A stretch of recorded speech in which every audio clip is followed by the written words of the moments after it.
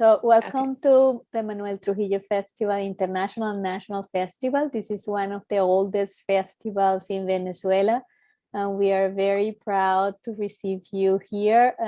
We welcome you and your short film to this competition. I hope this is the first time you're here in the Manuel Trujillo? Yes. I hope it won't be the last, that we can receive you in the future in other opportunities with more movies. So let's start. Let's talk a little bit more about Laura. So my name is Laura Gauch. I live in Switzerland. I'm half Swiss and half Chilean. My Spanish is not so well, but that's why I'm talking in English. And this was my graduation film from film photography school. So I was studying photography and film. Originally, I come more from the photography background, and I work as a photographer since a few years. And then I decided to make a film. How did you find the story? What was your inspiration? So the film is about my family. So the inspiration was pretty clear because I wanted to find out more about the family of my mom, because my mom passed away when I was younger, and I kind of wanted to ask more questions about their past and also their connection to Chile, because they live in Spain now. And I knew that there was a connection with dictatorship and with fleeing Chile.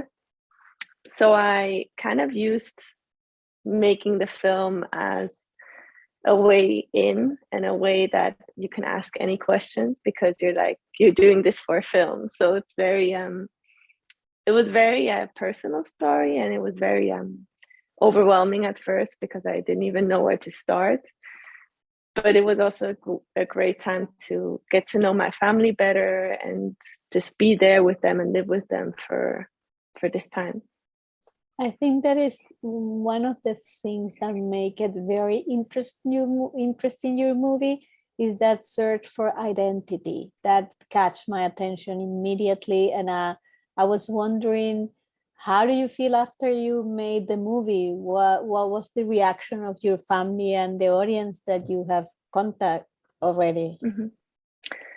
Yeah, it was very interesting, because for me it was very emotional. And when I finished, I was like, I learned so much about this new thing that I'm very interested in, which is like traumas, how they get passed on through generations, and also kind of the Chilean side of me and of and my history. So at first I didn't think that would have such a big impact on me, but now I'm like researching again on different topics about this and about migration and about how you give things to your children, be it positive or negative. And that's how it really impacted me, and also in my like search of identity, of course, and with my cousin. So the main protagonist is my cousin.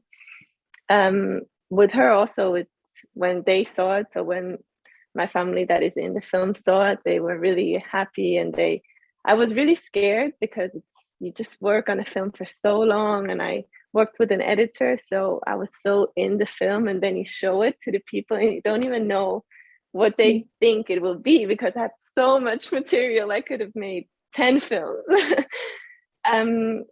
But I was really happy with the reaction, and also now I feel like I have a really even closer relationship to each one of them, because you just engage differently when you interview people than when you just talk. Yeah. And what was the biggest challenge making the movie? I think the biggest challenge was that I was mainly alone. So I did camera, I did sound. Yeah, I was alone on set, if you can call it a set. It was just, because I didn't really have a budget from school. And the editing person, Gianfranco, was part of the school program too. So it was also like his graduation project. So yeah, I just went to Barcelona, and also during COVID, traveling was a bit difficult. So I took the train from Switzerland to Barcelona, which is 9 hours. Yeah, and all that organization was a bit difficult, and also just managing, like for me it was like filming all the time, and when I didn't exactly know what the core of the story was, I was just filming all the time, just filming, and then to manage all the files, to back up, to be sure that everything is ready to film again the next day. That takes a lot when you're alone. Wow, impressive. I mean, one person job. You have to cover everything. That's amazing, because the sound is very good. The camera is very intimate with the characters. So I think you did a marvelous job. I mean, Thank you. my respect, of course, my respect. Thank you. And what did you learn out of that, of the process of making the movie? What's the biggest thing that you said, oh, I did learn some stuff, of course, in school, and I have so many other experiences probably in other films or in other, kind of work. But this particular movie, what leave you, I mean, what part of you touch? What part of what knowledge give you? Mm-hmm. I think to that feedback is really good, and that I think like receiving feedback is really great, but also that you have to like listen to what you want from the film when doing this kind of film. Because at one point I had so much feedback because it was my first film, and I was very insecure about if I was doing this right. But then at one point you have to like trust yourself. Oh, that's beautiful too, because I mean, a young filmmaker, I think that's a big step when you decide that you want to do something and you trust your instinct, and you are sure what you wanted to say to the world. What are the themes you are interested in exploring these days? What themes? If you have some. Yeah, right now I am really focused on like learning more in general about filmmaking. I'm trying to work as an assistant for a lot of projects, so to kind of get into bigger sets also.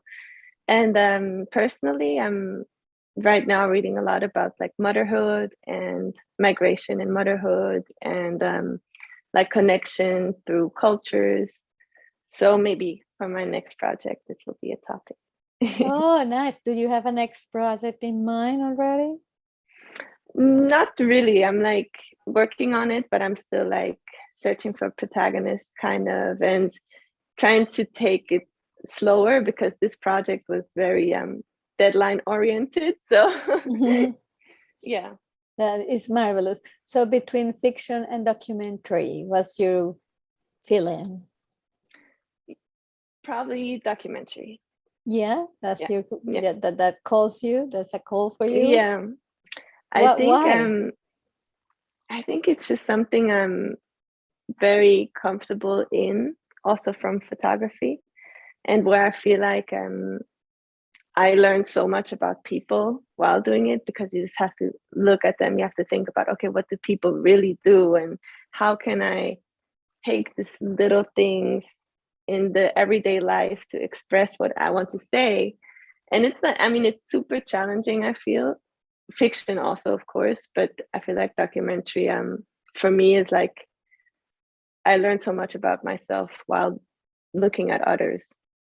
Of course. Let's talk about more of Ruth. The name is very obvious, no? Looking for that Ruth that you have in your family.